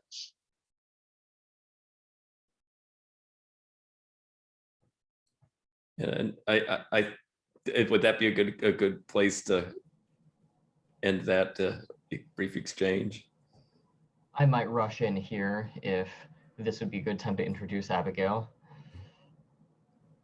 So I think at this point, as this conversation is proceeding, Abigail will appear in this beautiful black morning dress with elbow-length white gloves and this sort of headdress with the black feather and the crown of white flowers. And she has Tabitha, I think, if no one objects, kind of at her side and running about behind her. But Abigail has certainly made herself up to look the prettier of the two. Abigail approaches, and it's apparent that she's been making her rounds from person to person, saying, hello, you know, best of luck. I'm so sorry for your loss. I hope all is well. Let me know if I can be of service. She approaches Nathaniel as this sort of moment of tension occurs between him and Lempster, and simply says, Mr. Gracefield, I don't mean to intrude, but I just wanted to tell you in all sincerity that I saw the pure portrait of comfort that you provided to Miss Montgomery during the service. And as one who has, in her own way, also lost a loved one in an untimely fashion, I wanted you to know that your calmness and groundedness and, well, comforting presence was also of great benefit to me as well. And I just wanted to say thank you. I hope this isn't too much of an intrusion. Oh, absolutely not, Miss Nash. I'm all too happy to to see you here, and I'm terribly sorry. I was terribly sorry to hear about your father. Truly a miscarriage of justice. Your words are appreciated in a manner that words cannot truly capture. Mr. Gracefield, I know that my family's reputation has been somewhat besmirched as of late, but I am pleased to hear that there is someone who is there for me, I say, making close eye contact with you. And I'm trying to be a bit flirtatious, kind of implying that you and I are on the same side and have a certain emotionally intimate relationship between the two of us. You're there for me and I'm here for you. That's sort of what I'm trying to imply here. Yeah. I think I'm not sure Nathaniel picks up on that fully, but he doesn't mind a bit of funeral flirtation. So I think he's yes, I do wish our two families could come together in and form a closer bond. I know some of my close relations are not as willing to offer comfort to those in grief and need, but I do try to maintain a higher standard for myself when it comes to that sort of thing.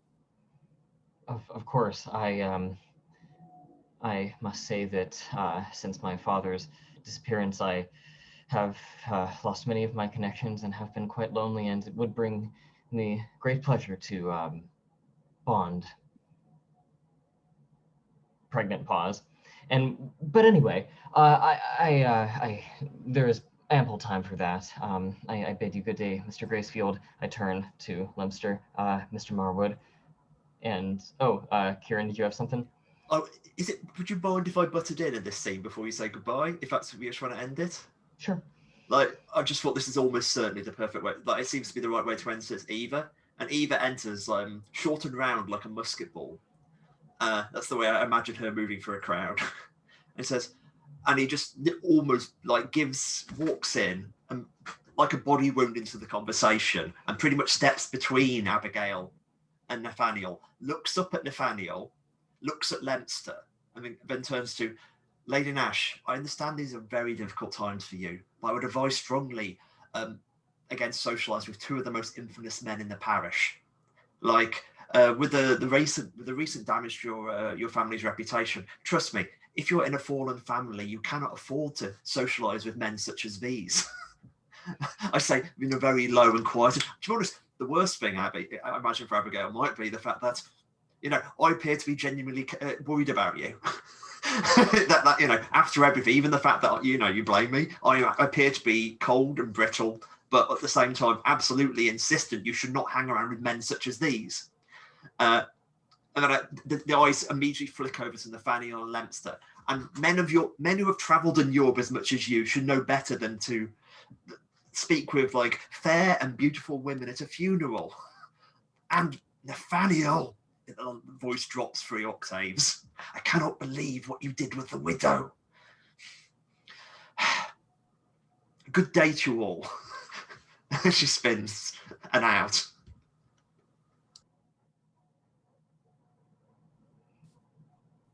Well, that was my dear sister, graceful as ever. Yes. Not very becoming. Of course. She does behave as one of her station, so I suppose I can't be too surprised. But in any event, I must be going. Mr. Gracefield, Mr. Marwood, a pleasure seeing you, and turning to Nathaniel, I do hope we meet again under more pleasant of circumstances. Of course, Lady Nash. Do take care. And with that, Safe I say, come along, Tabitha, or maybe I call her Tabby, kind of as a pet name sort of a thing, and we'll sort of saunter off home or wherever we might go.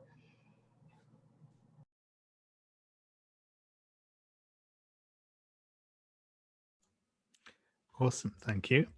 So I just wanted to check in. Ava, so obviously we've kind of seen this love Ava already, but is there another scene that you would like to see in like around this around the funeral or immediately after? I think we've introduced Eva enough in between that, you know, I mean, I certainly know who she is, but I'm wondering about Isaac. That's the like. I know you. Just a note of Isaac would be useful. Like, yeah, no, that's cool. So, and I think that maybe because I think what we'll probably do is we'll kind of finish up with the scenes here.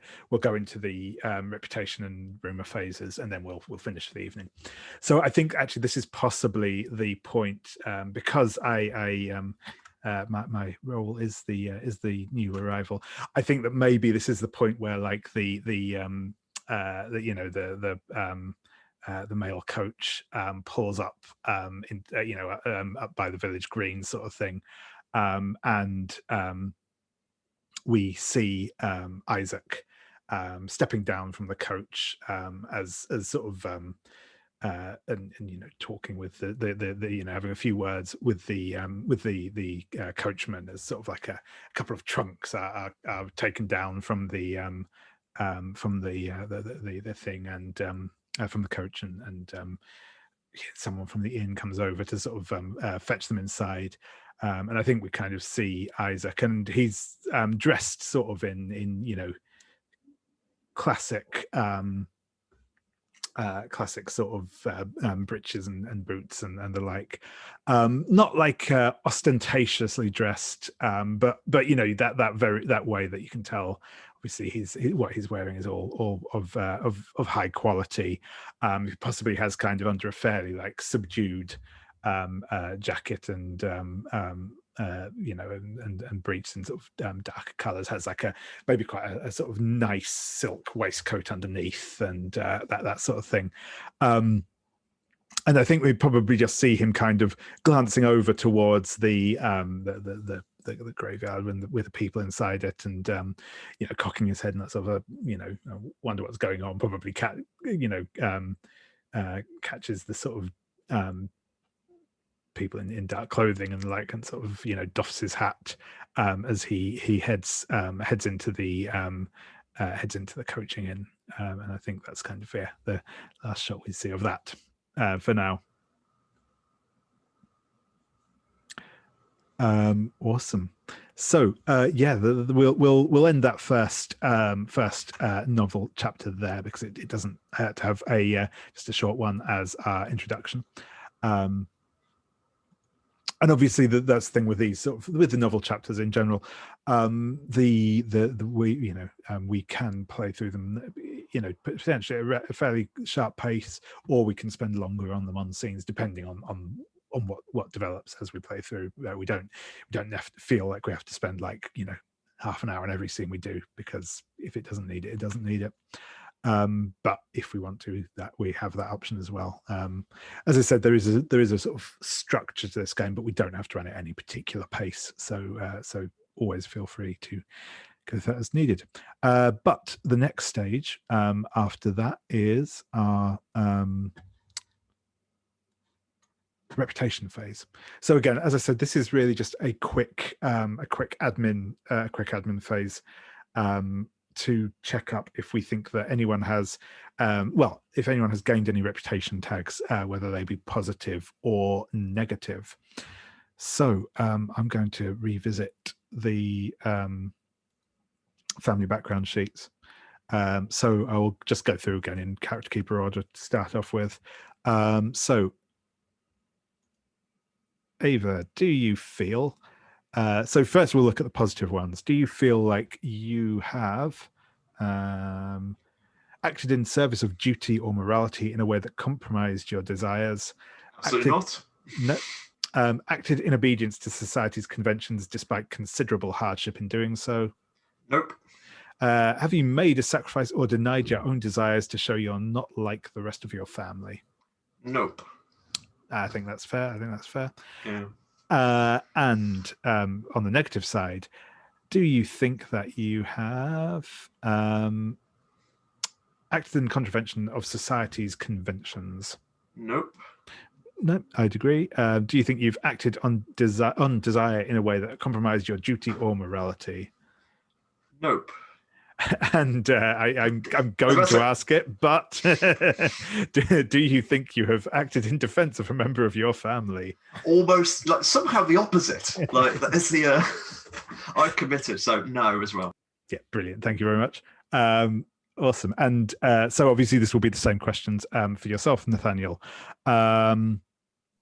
So have you acted in the service of duty or morality in a way that compromised your desires? I think I'm a no on everything as well, unless I have acted in contravention of society's conventions, probably talking during the funeral and that sort of thing. Yeah, I think that is probably fair. I think I probably wouldn't have called you out on that if the Reverend hadn't made a specific point of calling you on it, essentially. So yeah, I think that is fair. So I think you will gain a negative tag. So what this means is basically just anything you can add, anything that you think people will talk about you in people will attribute to you in a negative way as a result of that kind of slip or action in church. And feel free to choose whatever you want for that. It doesn't have to come from there are lists in the character role things if you do want to refer to that, but you don't need to use those at all. It's purely free choice at this stage. Awesome, thank you. And so while you're thinking about that, I will move over to well, I obviously for myself, I didn't really do much, so that's I will not be gaining or losing any reputation here. But yeah, Abigail. So again, obviously the first couple will be the same. Did you act in the service of duty or morality in a way that compromised your desires? I don't think so. Yeah, I think that's probably fair at the stage. And like I said, we obviously didn't, probably at this stage most of these are going to be no's because we didn't have any particularly intense scenes, but anyway, I will carry on. Did you act in obedience to society's conventions despite considerable hardship in doing so? No. Did you make a sacrifice or deny your desires to uphold the superiority of your rank? I don't think so. No, that's fair. And then on the negative side, did you act in contravention of society's conventions?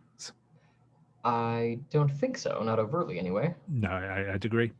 Did you act on desire in a way that compromised your duty or morality? I don't think so. Did you allow others of lesser rank to talk down to you or treat you as an inferior? I was wondering about that during the scene. I don't know, do you think that Ava saying, oh, you shouldn't be talking to these people and not shutting her down would qualify? I'd say it's borderline. If you want to take the negative tag for that, feel free to do so. If you don't feel like it quite warranted, I think that's also very fair. I would say that felt like that seemed like a borderline application for that one. So if you want to lean into it, then by all means do so. To float and like just sort of questions, like to float an idea there. It's like also you were like quite subservient to the two men you were. You were playing your lesser status a little, like when you're bonding with them. And I just, that's interesting in terms of how the social work when you are the lady. Like, I mean, that's a question. I don't know the answer, but that's always quite interesting as well, I think. That's actually very fair. Well, let me see here. Mechanically, what do you do with negative tags again? So negative tags can be used as you would a resolve token. So essentially, if I'll do the proper spiel on these now. So essentially, with negative tags, other players can, if basically other players think of a way that they can bring up one of your negative tags, they can use it as a resolve token to cause something to happen. So maybe to cause some problems with you because of the tag you've taken on, to compel you to do something, to do other.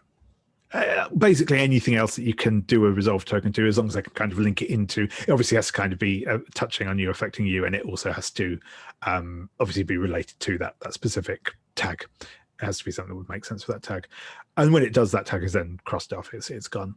Okay, so you basically do something in alignment with a tag in order to basically get a free resolve token and use it, and then once that resolve token is passed off, you cross off that tag. Yeah, exactly. And so obviously with negative ones, those ones will probably more often be used by other players against you, essentially. You can use them yourself as well, but it has to be, you have to basically spend it on doing something that is against your character's interests, if that makes sense. With positive tags, I might as well cover those now as well. If you get with positive reputation tags, only the person who has them can spend them. Other players cannot spend those ones, and that's basically the more straightforward when you spend them to gain a resolve token. Again, it should be kind of in some way that it links into your tag, but that's how positive ones work. As I said, those ones can't be spent by other players, whereas the negative ones can be if they can think of a way of invoking them. Okay. So yeah, that's how they are. So yeah, obviously, if you, as I mentioned as well before, if you get to 3 positive or 3 negative reputation tags, you will get either a positive or a negative reputation criteria. Reputation. I forget what they call them. A reputation ability, as it were, from your role playbook. Again, obviously, in general, the negative ones are bad for you. The positive ones are good, as you might expect. Got it. Well, just for the sake of getting some experience with mechanics, I'll take a negative tag. I think I'll go with subservient, perhaps. Yeah, that sounds good. Awesome. And yeah, finally, Lempster. So again, we've got the similar ones as before. So did you act in the service of duty or morality in a way that compromised your desires? I don't think so. And I think the scene with Nathaniel was, well, I mean, it was at the funeral, but I don't think, even though he was communicating stuff that may be scandalous, that it wasn't done in a way that other people, I think, would have picked up on it. So reputation is a public, right? Sort of. Not wholly, but I also don't think that I don't think the things you said there really quite pushed it to that level of outright scandal. I don't think you so no, that's fine. So it's not necessarily public always, because it's kind of representing a kind of more general thing. So it can be stuff that society as a whole wouldn't necessarily be aware of, but we as players know happened. Does still kind of count for reputation. But it's like I said, I don't think that the scene with really kind of raised to that level. That's fine. So if it was a cleaner proposition, it would count as a negative reputation. But as it is, it was very elusive. Cool, I get it. Exactly. Yep. That's definitely the way I see it. I think if it had been a bit more brazen or a bit more open, I think it absolutely could have been. Was acting in contravention of society's conventions, but like I said, I don't feel like we're quite raised to that point. So that is fine. So yeah, we did. acted in service of duty and morality, acted in obedience to society's conventions despite considerable hardship in doing so. Again, I don't think so. Did you deny your deniers or make a sacrifice to uphold the family name? I don't think so. No, that's fair. And yeah, again, we've got we've already touched on the contravention of societies. What's its? Again, I don't think you acted on a desire particularly that compromised your duty and morality in that scene. Did you do anything that shamed or embarrassed the family name? Again, I don't think so. Not in that scene particularly. Awesome. So that is our reputation section done. I think actually I won't go into the rumor and scandal right now because it takes a little bit of explaining and then taking turns on stuff. So I think we'll keep us here a bit too long. So, but yeah, thank you very much, everyone. That was a lot of fun. I'm really enjoyed finally getting a chance to see some of the characters in action and build on some of the do some more of the world building and build on what we had already. So thank you very much for that, everyone. I'm going to stop the recording now, and I'm not going to accidentally kick everyone out this time.